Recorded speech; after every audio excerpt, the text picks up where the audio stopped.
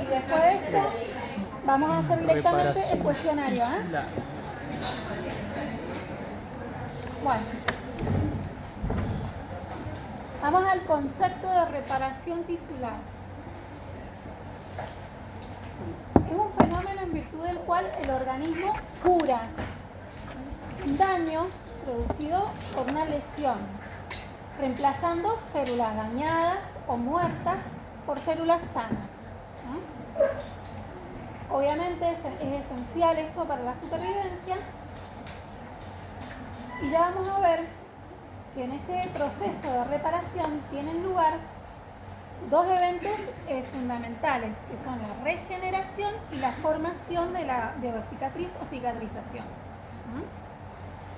Y como dice acá, cada uno de estos eventos, cicatrización y regeneración, en cada lesión que tenga el tejido van a contribuir de manera relativa. Los dos fenómenos se presentan,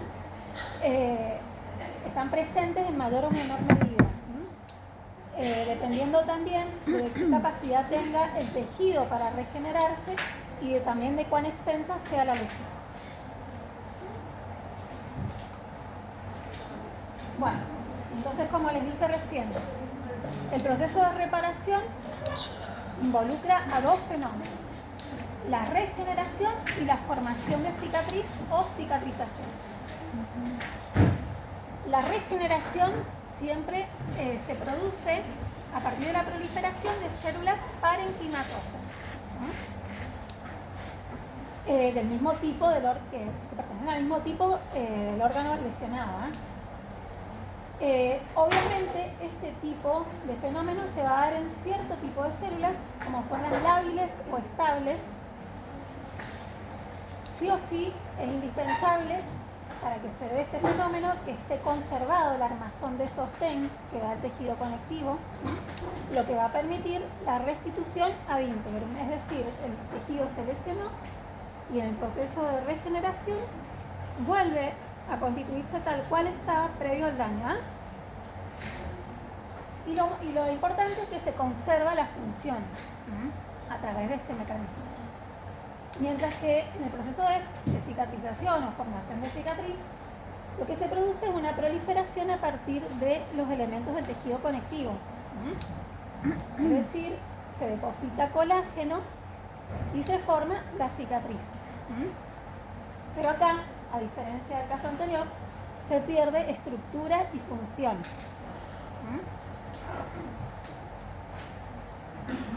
¿Se entiende? Bueno, esto simplemente para que, como recién mencionábamos, a las células lábiles y estables, para que recuerden cuáles eran las características de estas células. Recuerden que las lábiles son aquellas que están permanentemente en multiplicación, es decir, que no tienen fase de reposo. Por ejemplo, las células sanguíneas y los epitelios. Las estables son células que están como en una fase de reposo, pero que tienen la capacidad de responder multiplicándose si están bajo algún estímulo en específico. Por ejemplo, los hepatocitos. Y las permanentes no tienen capacidad directamente de multiplicarse. Los ejemplos clásicos de estas son las musculares cardíacas y las neuronas.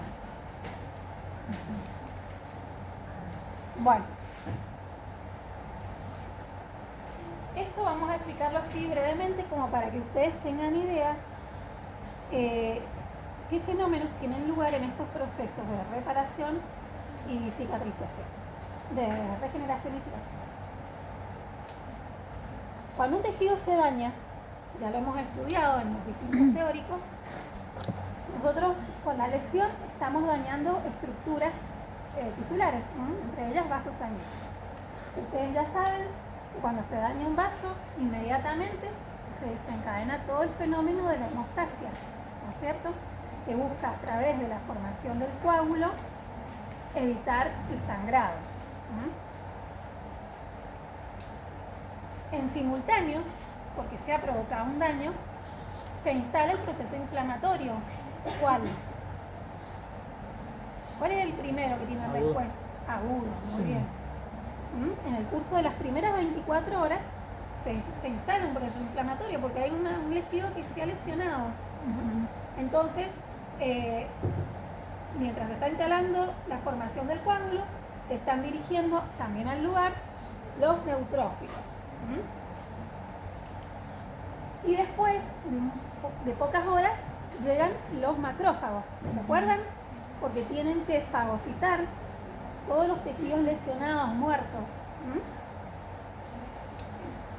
Y por supuesto, obviamente, si hablamos de una lesión cutánea, con la misma lesión vamos a tener daños de las células más superficiales, los queratinocitos y los mastocitos que están en la dermis. Importante que de todo esto surge que distintos tipos celulares van a resultar activados por el daño.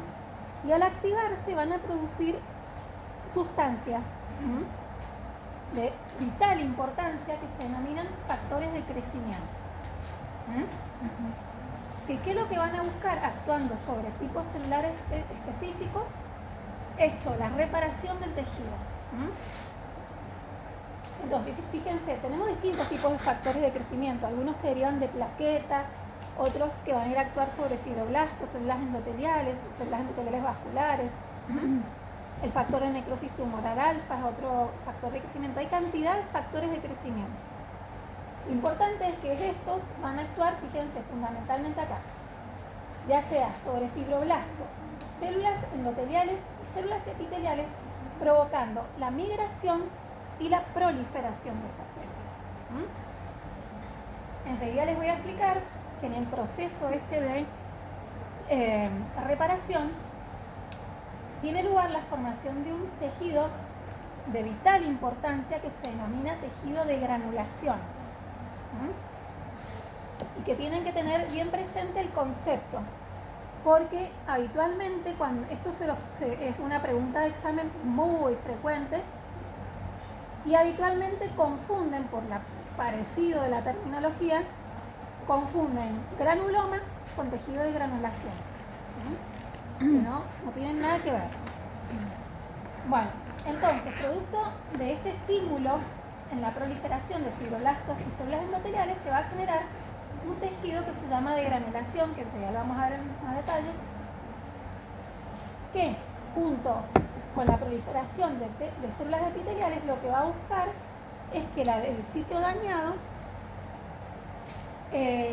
vaya a la curación a través del proceso de cicatrización.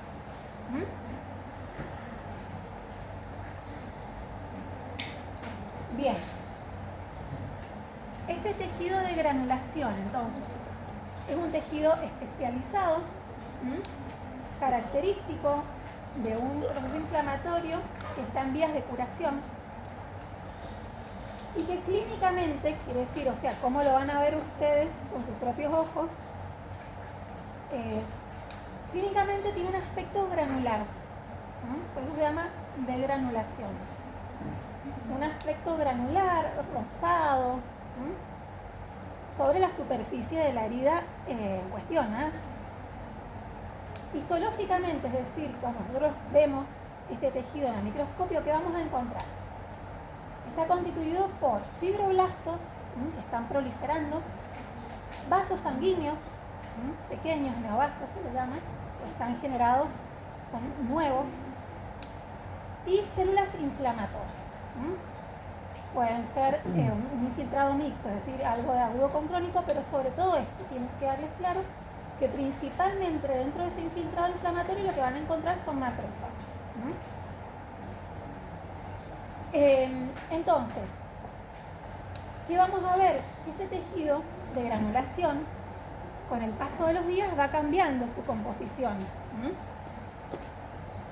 Al principio va a ser muy rico en vasos, con presencia de fibroblastos entre esos vasos, que van a ir produciendo tejido colágeno. Y en eso que va a ir produciendo el tejido colágeno y esos espacios entre los vasos se va llenando ese tejido colágeno, en simultáneo empieza a disminuir la densidad de vasos sanguíneos y a reducirse la cantidad de fibroblastos. para finalmente entonces quedar solo tejido colágeno, que es la cicatriz. ¿Se entiende cómo es? Por eso ustedes cuando cicatrizan, inicialmente, no sé si se han percatado de eso, una cicatriz en principio se ve más rosada o rojiza y en la medida que va pasando el tiempo se torna blanca. ¿Por qué? Porque tiene vasos todavía sanguíneos entremezclados con ese colágeno que es el que finalmente va a constituir la cicatriz. En la medida que va pasando el tiempo, esa densidad de vasos sanguíneos va a disminuir. Bueno, fíjense, esta es una úlcera. Fíjense, así lo veríamos en el microscopio. Acá tenemos el revestimiento del epitelio y de pronto la pérdida. ¿Se acuerdan? Como definíamos úlcera, pérdida de sustancia. De pronto esta parte no tiene revestimiento y todo este tejido que está por debajo, esta superficie, tiene este aspecto, que es el tejido de granulación. Fíjense, muchas luces vasculares, y ese estroma que separa o que está entre esas luces vasculares está muy edematoso. Fíjense, no tiene esta misma densidad. ¿Lo aprecian eso? Bueno, es como laxo, no hay mucha producción de colágeno todavía, o sea, este es un tejido de granulación joven. Con el paso de los días, bueno, se logra la repitelización, la producción de colágeno, y fíjense, acá donde había una úlcera queda repitelizado. ¿Por qué? Porque va a surgir todo este tejido, todos estos neovasos, fibroblastos y hasta el epitelio, todo lo provee la herida desde sus bordes. Así es como se logra la repitelización. Se multiplican los queratinocitos desde los bordes, desde estos bordes de la herida para recubrir la úlcera. Y este tejido que está por debajo va a generar la cicatriz. Bueno, entonces, frente a una herida cutánea, el primer fenómeno que tiene lugar, como dijimos recién, es la hemorragia, porque hemos dañado vasos de la dermis. Luego, obviamente, ustedes esto ya lo saben desde hemostasia, se aglomeran y activan plaquetas, también las endoteliales, todo para producir el coágulo sanguíneo. Después se agrega el fenómeno inflamatorio, en principio a través de la llegada de los neutrófilos, y después van a participar los macrófagos para erradicar todo el material dañado.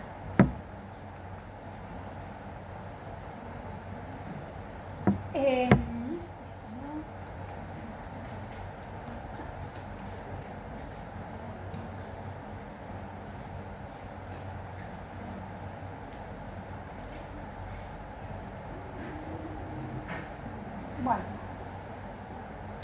los factores de crecimiento, dijimos, ya lo habíamos mencionado, provocan la migración y proliferación tanto de fibroblastos, células endoteliales, incluso la proliferación del epitelio. Estos fibroblastos fundamentales son en la separación de los tejidos. Fíjense, van a producir esta matriz de proteoglicano muy rica en fibras, diversas fibras colágenas, sobre todo elastina y fibronectina. Bueno, ¿hasta acá alguna duda?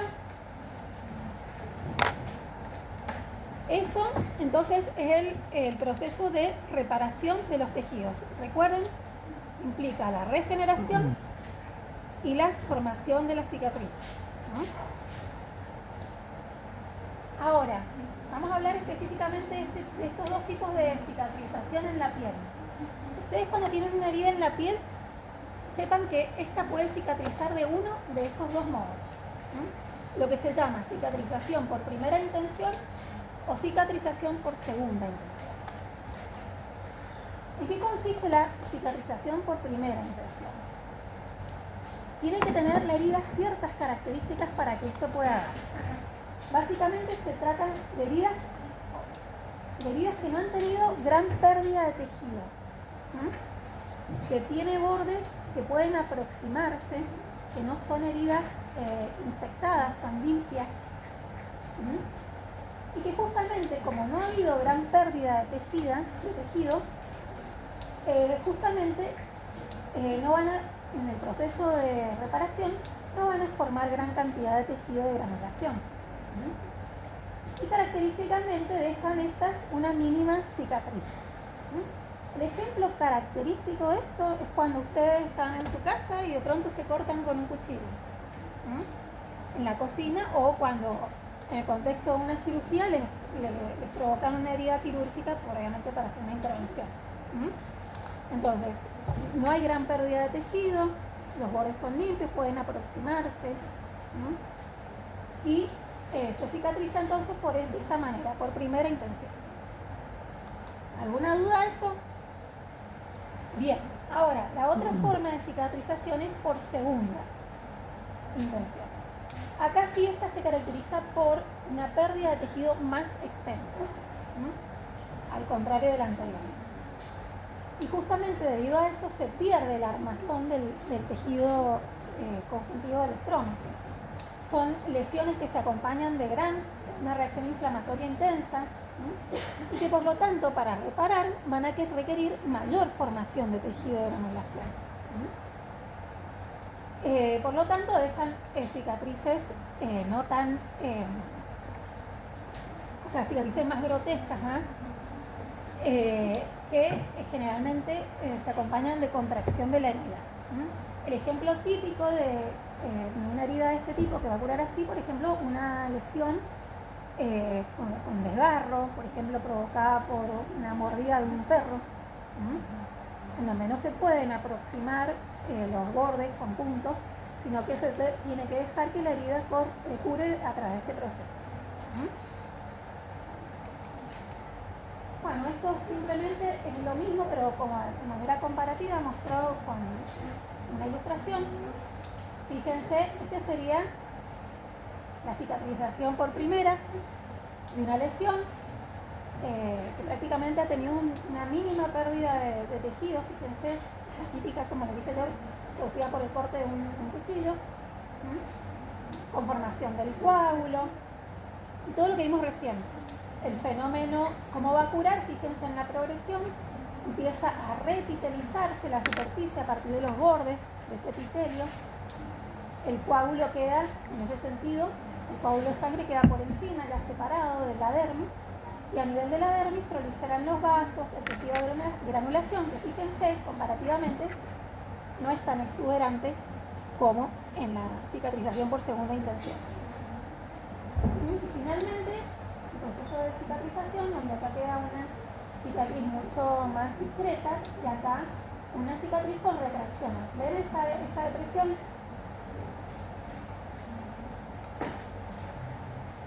Bueno, esto es, entonces hemos hablado de manera general cómo se tiene que dar el fenómeno de reparación de un tejido frente a un daño. Tenemos que tener en cuenta que hay factores que pueden influirlo a este proceso y desviarlo de la normalidad. Factores generales y factores locales. Factores generales, la edad. Clásicamente, no es lo mismo la cicatrización que pueda tener, por ejemplo, un niño o una persona joven que una persona ya de edad avanzada. La cicatrización está enlentecida. El estado nutricional también tiene un papel muy importante en el contexto de la desnutrición. También en el contexto de trastornos hematológicos, como las anemias o enfermedades o linfomas, por ejemplo. Los pacientes diabéticos también clásicamente van a cicatrizar más lento. O pacientes, por ejemplo, esto es característico, la gente que está en tratamiento crónico con corticoides, también van a tener una cicatrización más lenta. Respecto a los factores locales, eso era lo general. Dentro de lo local importa muchísimo el tamaño de la lesión, la extensión. Obviamente acá una herida quirúrgica en 7 días ya está curando, mientras que una úlcera en la pierna, por ejemplo, derivado de una insuficiencia venosa en el contexto de varices, va a demorar mucho más tiempo. La movilidad a la que esté sometida la zona también influye. Si tenemos una herida, por ejemplo, en la mano, en nuestra mano dominante, que estamos moviendo todo el día, entonces no estamos permitiendo que la cicatrización se dé en las condiciones ideales, porque estamos permanentemente sometiendo a esa lesión a fuerzas. La temperatura corporal también influye, la presencia o no de infección, eso la complica, la retarda, también la presencia de cuerpos extraños. Y esto es muy importante, cuán suficiente sea el riego sanguíneo en la lesión. Por lógica, una persona que tenga insuficiencia venosa o arterial, de la etiología que sea, se le va a volver más complicada la cicatrización en la lesión.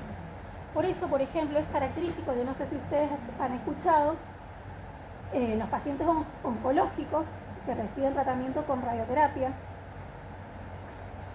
después de la aplicación de la radioterapia, es muy complicado poder hacer una intervención quirúrgica en la zona de la radioterapia. Es más bien está contraindicado.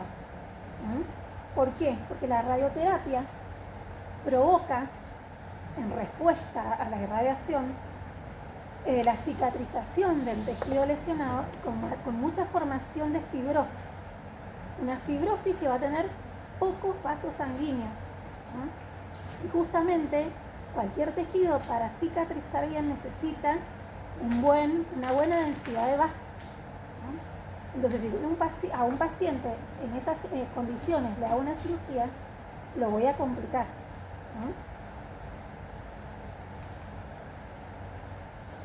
Bueno, y después ya, más allá de factores generales o locales que puedan influir, tenemos características propias del individuo. Hay gente que tiene defectos en la reparación, gente que va a tener una formación deficiente al menos, y otras que van a tener una formación excesiva en su cicatrización, responden de manera excesiva.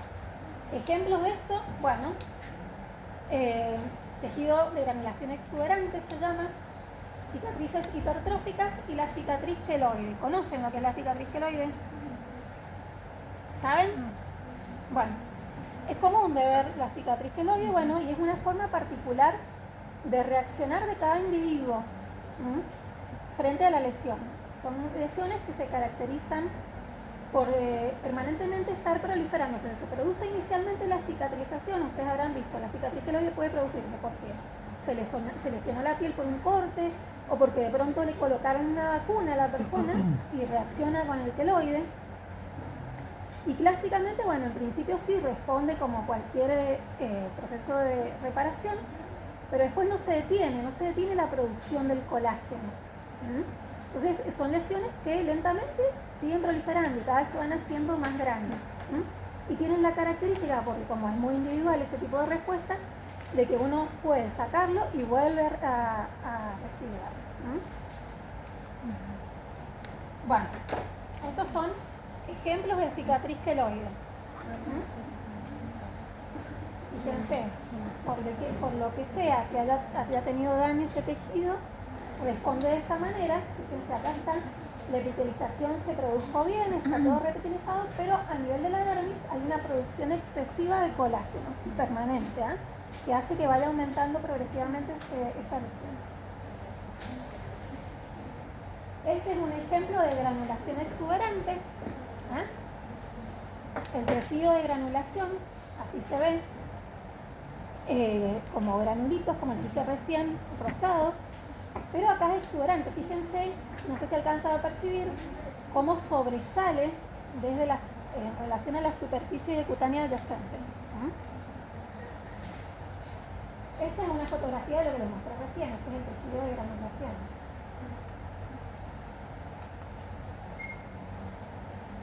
Bueno, y la cicatriz retráctil, otro gran problema en la cicatrización que se produce en lesiones que cicatrizan por segunda intención y que habitualmente han sido lesiones extensas. Y se caracterizan por este tipo de respuesta. Acá se producen fibras colágenas muy engrosadas y cortas que provocan la retracción de la herida. El problema de esto, más allá de lo estético, es que a veces, y sobre todo si están en proximidad de articulaciones, crean trastornos funcionales. Por ejemplo, esto. Bueno, esto está bien, quizá al paciente puede generarle algún tipo de alteración en la función, pero en principio no dejaría de ser algo más que estético. Pero fíjense acá en la mano, este dedo está sostenido, para lograr la foto ha sido sostenido retrayéndolo, porque si no, si la persona lo suelta, la misma cicatriz lo lleva hacia la calma.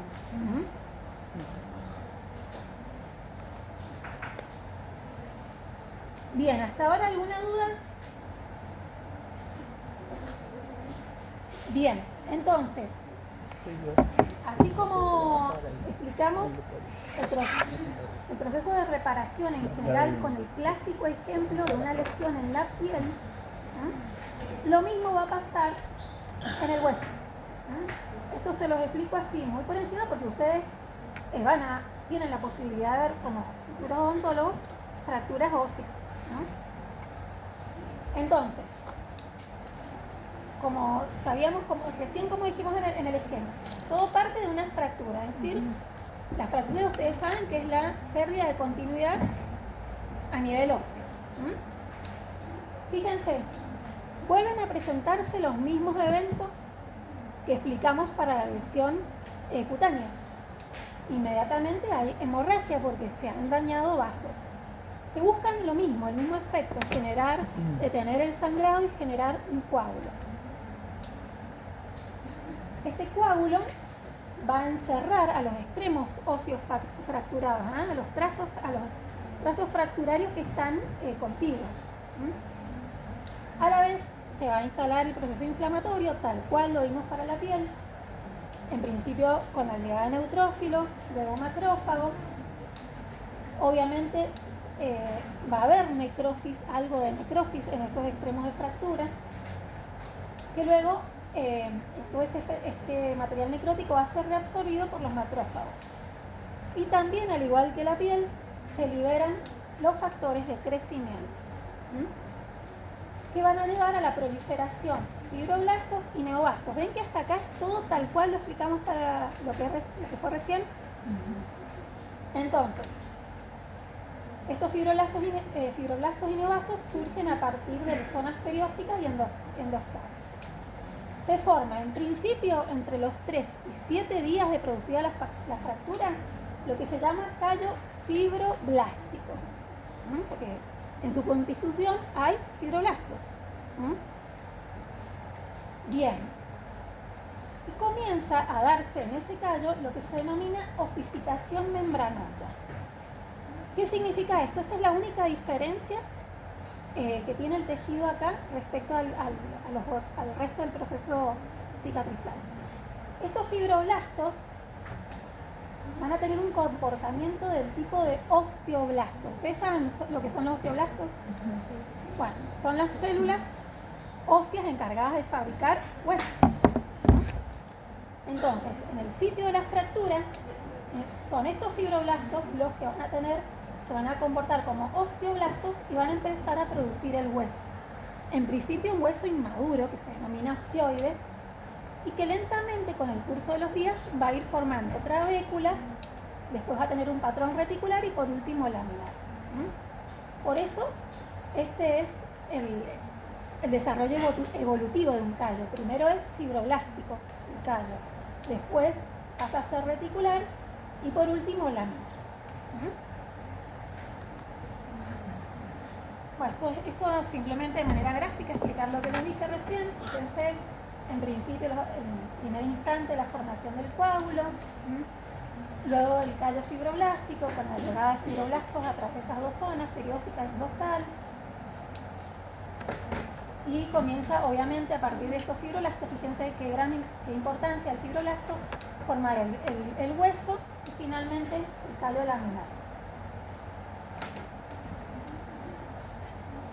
Bien, tengan presente que eso es lo normal. Acá también podemos tener alteraciones de cicatrización en el hueso. Partiendo de este esquema como la normalidad,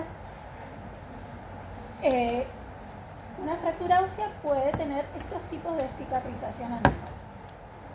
Puede terminar un trazo fracturario en lo que se llama pseudoartrosis, es decir, que nunca llega a repararse la fractura, y lo único que queda conectando los extremos fracturarios es un tejido laxo que hace que tenga una fácil movilidad. O puede tener una exuberancia, el desarrollo de un tejido muy exuberante, por eso se dice que es hipertrófico, o incluso puede sobreinfectarse, dando una osteomielitis y retardando la cicatrización. Bueno, por último, esta es la última lámina. La gran pregunta, vimos esto respecto al hueso. Ahora, ¿qué pasa cuando ustedes, en lo que van a ver en la práctica diaria, sacan un elemento dentario? Bien, con la extracción del elemento dentario va a pasar lo siguiente. Hay ruptura de tejidos. Se rompe el epitelio de inserción dentaria, se rompen fibras gingivales y periodontales, se rompen vasos gingivales y periodontales, y hasta se puede fracturar la cortical del alveolo. Entonces, nuevamente, esto es simplemente para que ustedes tengan en cuenta que se vuelve a repetir acá lo mismo. ¿Qué sucede? En principio, ustedes apenas hagan la extracción dentaria, hemorragia, que va a llenar el alveolo. Se va a formar el coágulo, ese sitio va a presentar inflamación, obviamente, y ahí obviamente van a intervenir, como les expliqué recién, los factores de crecimiento, que buscan ¿qué? Generar un tejido de granulación y la migración del epitelio de la encía que está contigua para repitelizar el sitio lesionado. Lo característico específicamente de esta localización en particular es esto. Fíjense lo que dice acá. Hacia la segunda semana de haber extraído una pieza dentaria, todo este tejido que está rellenando el espacio donde ustedes extrajeron el diente va a tener esta transformación especial. Fíjense, el tercio superficial, o sea, el tercio que está hacia arriba, va a formar corium gingival. Eso es lo particular que tiene esta cicatrización. Mientras que los 2 tercios inferiores de ese tejido van a proceder a dar la osificación reticular. Y así reparar los distintos tejidos lesionados a ese nivel. Por último, nada, hacia la tercera, cuarta semana ya está formado el hueso laminar y por último se produce la remodelación. ¿Se entendió?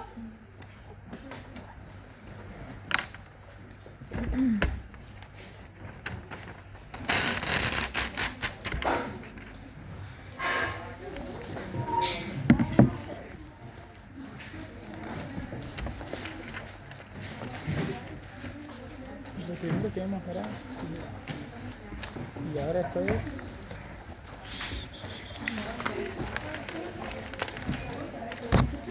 ¿cuál sería el título?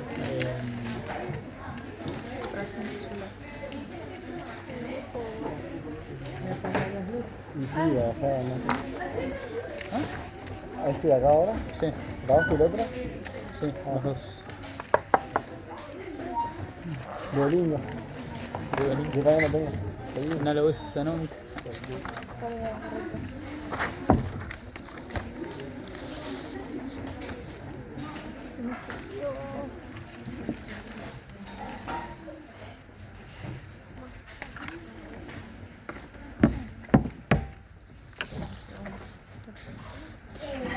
¿A los que están atrás ven bien? Bueno, una persona medio baja.